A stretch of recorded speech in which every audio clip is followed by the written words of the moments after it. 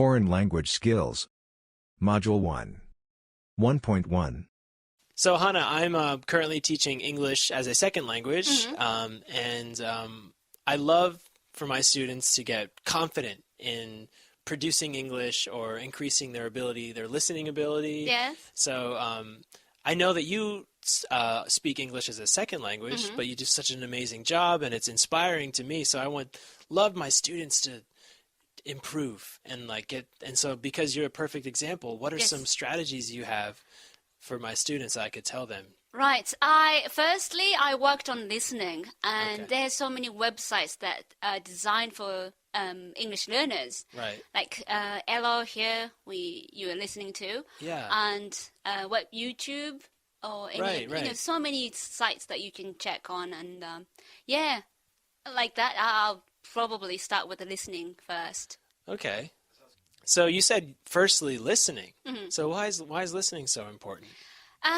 It's because when you want to communicate, of course, the English as a tool, communication tool, you have to understand what the speakers say. So first I worked on listening, and then by listening at the audio or the sound, then you can learn vocab and also spelling, and the meaning, of course.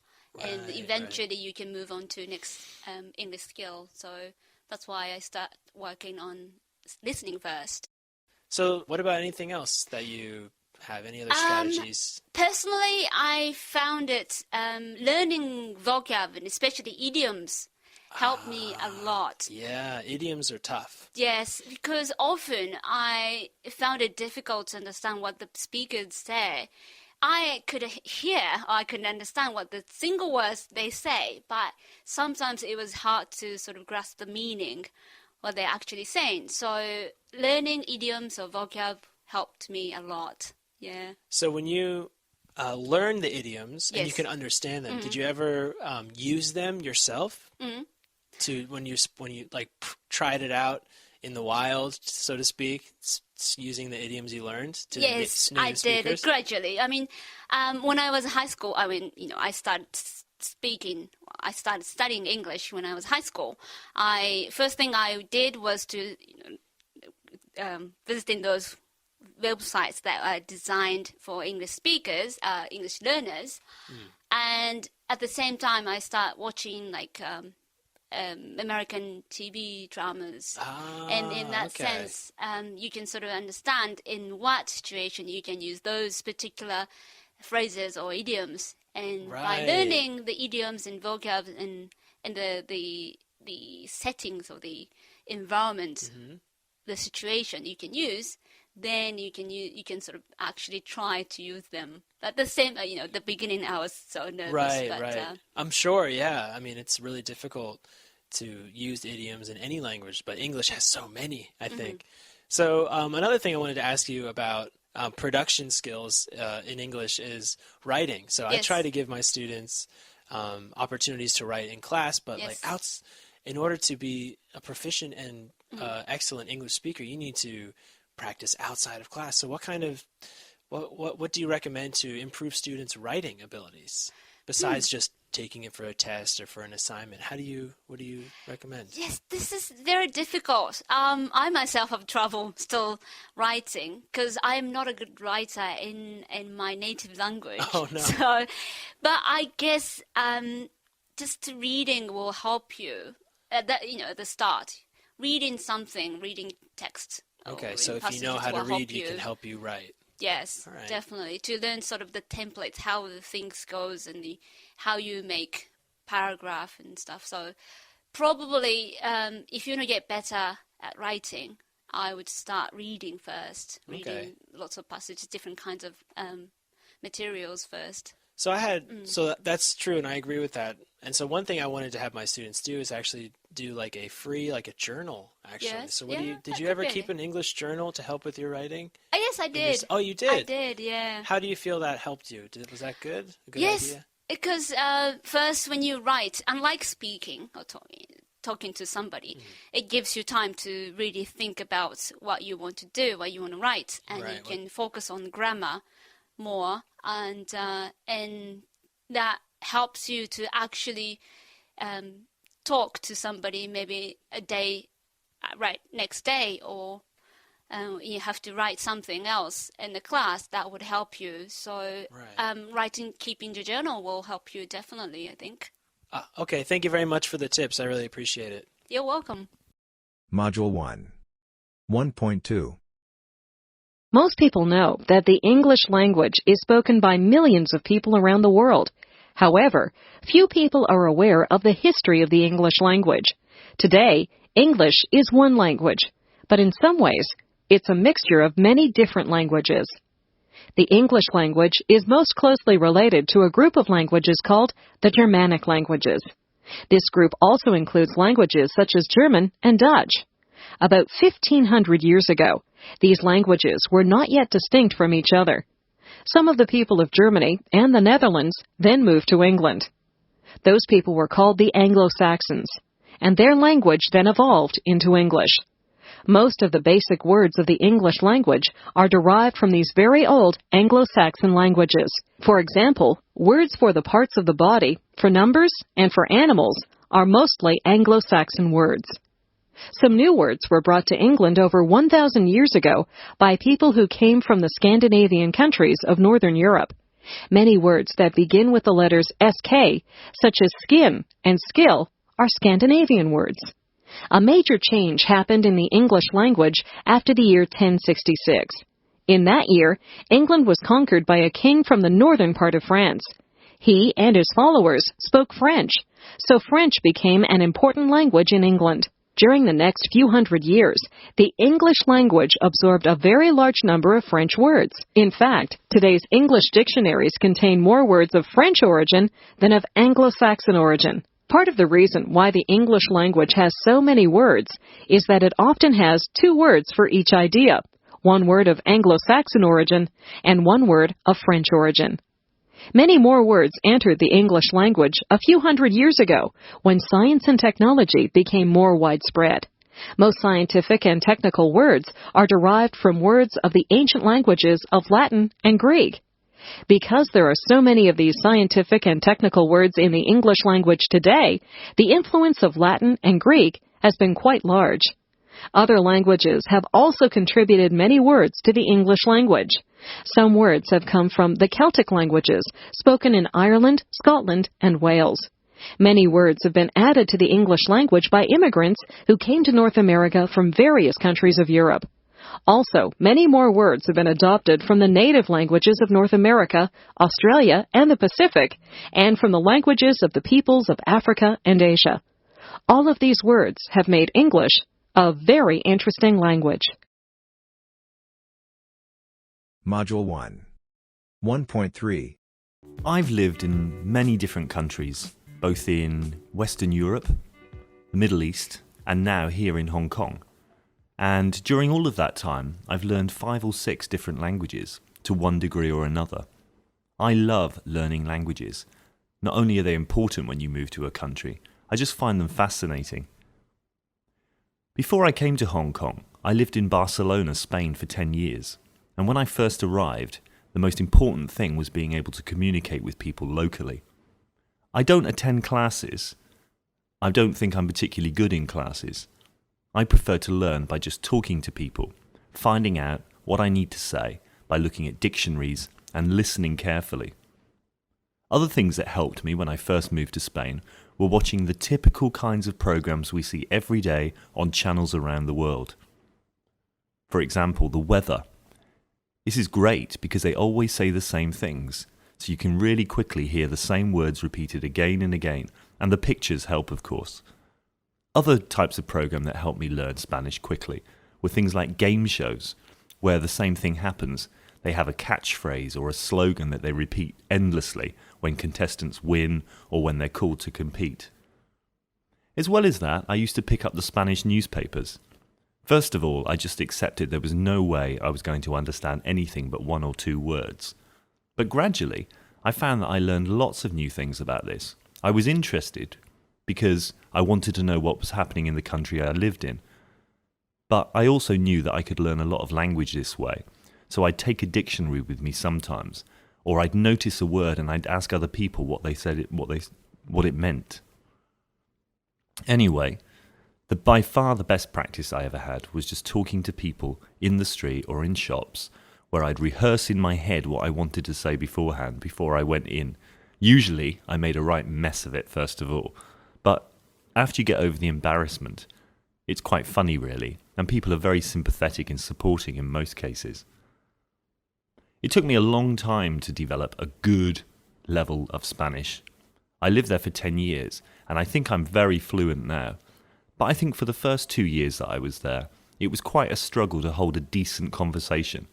There were always lots of words and expressions that I didn't pick up on. In particular were the colloquial expressions, idioms, that kind of thing, that people use in everyday talk, but you don't necessarily see written down. I didn't find those very easy to learn at all. But it was a lot of fun, and people, as I said, are really supporting when they know that you're genuinely interested in learning their language. Module 1. 1.4. British Council provides resources for people learning English and also teachers of English. Martin Peacock is the Director of Global English Product Development. Martin, tell me about English as a global language. Okay, well, many people talk about English as being a global language. And the reasons for that are the widespread use of English. It's used in education, it's used in science and technology, and importantly, English is also used in business. Are there many global languages? Well, no, not really. I mean, there's the global language, which is English. In the sense that English is used in these many different contexts, there's only one. There are other languages which are used very widely and spoken by many people in many different places. Cantonese, for example, the variant of Chinese, is spoken in many different places. So it's global in a geographic sense, and it can be global in the numbers, but in terms of the use in different areas of education, science, research, English is the only global language. Are there different types of English? Well, yes, there are lots of different types. There's different accents of English. I come from the north of England, where I have a particular accent. So within England itself, within the UK, there are many variations in English pronunciation. And that extends globally. So you see English in America, used in Australia, which is different in accent and also in usage as well. And what about the impact of technology on a language? In the past, new words were coined by people. It might have been in a speech or in a newspaper article or in a book. They were written down, and then other people adapted them and used them, and that could be quite a slow process. And new words might come into language over a long period, 10, 20 years. So technology allows languages to evolve much more quickly. So technology can change the language, but in what way does it help people to learn the language? Well, it helps in many ways. In the past, students in locations in other countries didn't have access to much genuine English. They may have a book or an odd newspaper. But what the internet allows them is to read, and often read and translate languages like English on a massive scale. People learn English for different reasons, and knowledge of the language is often important in fields like medicine, business and computing. English is becoming more and more important in order to communicate in the international world. English opens doors to employment, education and mobility, and it helps teachers and learners engage across the globe. Module 1. 1.5. I think technology in general has been worked into everyone's day-to-day life. It is the first thing I do when I wake up and when I go to bed. It's easy to just pick up your phone, turn it on. Call a ride and just go wherever you want. New places to eat, new places to explore. It's great to stay in touch. I met my girlfriend on online dating apps, so I'd say that's a positive right there. Do you feel like you're in control of technology, or is technology in control of you? Oof. Oh, it's definitely more control on me. My biggest issue with it is knowing when to stop. 5 and 10 minutes here and there, I feel like takes up a bunch of my day. I feel like it's in control of me, like if my phone's dead for like half the day or something and I'm going crazy. I think my math grade is the way it is because of my phone. Now I notice my eyes are like a little, like I blink a little bit more, they get tired. He should just throw his phone away. Usually I feel in control of technology. Usually I can catch myself and be like, you need to chill out. I think you have to set a limit and say that you control the phone, it doesn't control you. I'd say most people hate on technology, but if you're using it for good things, I think it's really helpful. Well, we think it's important that they do have access to it and learn it. Technology is not so much as a necessary evil, it's a necessary good that could go either way. You know, the jury's out. It's up to us as to what we do with the technology. The people that come here, they speak sometimes Finnish, sometimes Swedish, sometimes we switch between sentences. Ja, liten kaffe. Sometimes you forget, oh, did they speak Swedish, did they speak Finnish? Kiitos. Kiitos. Just speak whatever. It's so natural for us to live in a language environment like this. Well, in areas where you have both Finnish and Swedish speakers, law requires you to have signs in both languages, majority languages on top and the minority language on the bottom.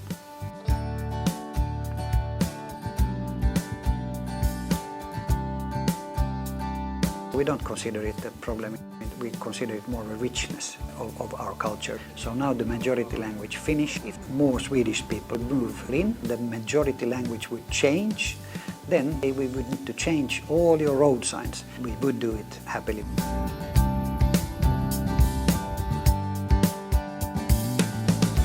Swedish is my mother tongue. Then I speak almost a perfect Finnish. When we speak Swedish together with friends, we always spice it with Finnish words. Finnish is a very rich language and has at least 30 words describing snow, while Sweden has only a few.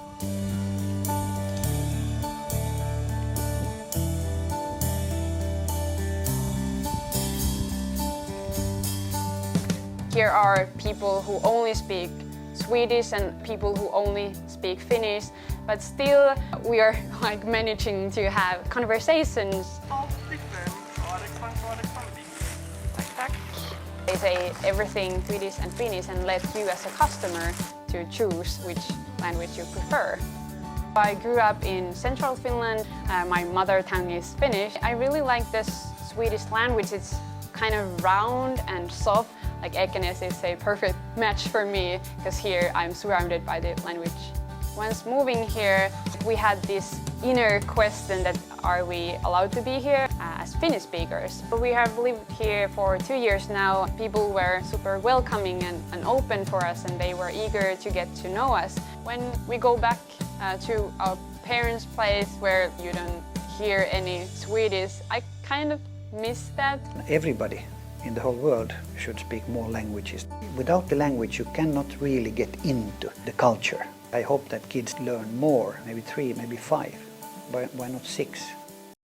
Module 1. 1.7. Google added 24 languages to its translation service, bringing the total number to 133. Google Translate is an indispensable tool. It conveniently and quickly translates vocabulary and texts into other languages. The 24 new languages are spoken by more than 300 million people. Among them are indigenous languages of the Americas. Google started its first translation service in 2006. It has continually added to the number of languages. Google said it still has a way to go. There are 7,000 languages worldwide that Translate doesn't translate. Translate needs a large amount of linguistic data to support a language. Google explained how new technology helped to add the new languages.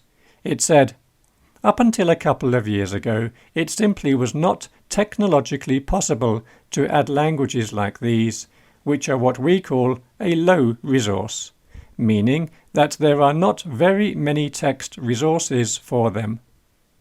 Google hopes to support languages used by large populations. It also wants to provide assistance for indigenous languages that are often overlooked by technology. Module 1. 1.8. Where would we be without language? We'd all be in our own worlds, and we'd never really have a life. Can you imagine never talking to anyone? Of course, if there was no language, we wouldn't be able to use body language or sign language. The fact that we do have languages means we have gone to the moon and built things like the internet, which also needs a special computer language to work properly. I think language is amazing. It means we can tell anyone anything. I often think it's a shame there are so many languages in the world. If there was only one language, we could all communicate better. Perhaps that way we'd all understand one another better. What would the world language be? At the moment, English. Module 1. 1.9. If there's a secret or hack to learning a new language, it's this. Hours and hours of awkward and strenuous conversation with people better than you in that language. An hour of conversation with corrections and a dictionary for reference is as good as 5 hours in a classroom and 10 hours with a language course by yourself. There are a few reasons for this. The first is motivation.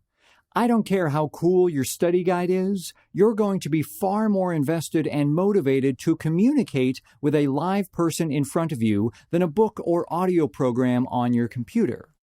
The second reason is that language is something that needs to be processed, not memorized. I'm no expert on language learning, but in my experience, staring and memorizing a word in a book or with flashcards 100 times does not stick the same way that being forced to use a word in conversation a mere 2 or 3 times does. I believe the reason is that our minds place more priority on memories which involve actual human and social experiences, memories which have emotions tied to them. So, for instance, if I look up the verb for to complain and use it in a sentence with a new friend, chances are I'm always going to associate that word with that specific interaction and conversation I was having with her. Whereas I can blow by that same word 20 times with flashcards, and even though I may get it right, I haven't actually practiced implementing it. It means nothing to me, so it is less likely to stick with me. Module 1. 1.10.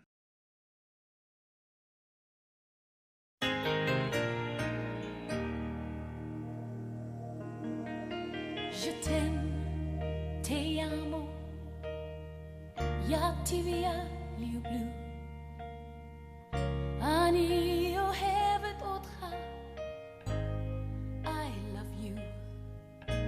The sounds are all as different as the lands from which they came. And though our words are all unique, our hearts are still the same. Love in any language, straight from the heart, pulls us all together, never apart. And once we learn to speak it, all the world will hear. Love in any language, fluently spoken here. We teach the young our differences, yet look how we're the same. We love to laugh, to dream our dreams. We know the sting of pain. From Leningrad to Lexington, the farmer loves his land, and daddies all